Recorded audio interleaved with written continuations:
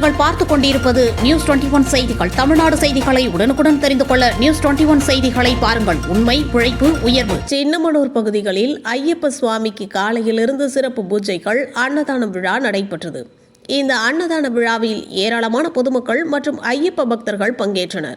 இதைத் தொடர்ந்து ஐயப்ப சுவாமியை வாகனத்தில் ஏற்றி பக்தர்கள் வேடிக்கை, மேளதாளத்துடன் சின்னமனூர் பகுதிகளில் ஊர்வலமாக எடுத்து சென்றனர். இந்த ஊர்வலத்தில் ஐயப்ப சுவாமியை சாலையில் கொண்டு செல்லும் பொழுது பொதுமக்கள் அனைவரும் சுவாமி தரிசனம் செய்து ஊர்வலத்தை ஆர்வத்துடன் பார்த்து மகிழ்ந்தனர். இந்நிகழ்வில் ஏராளமான பக்தர்கள் மற்றும் பொதுமக்கள் என திரளானோர் கலந்து கொண்டனர்.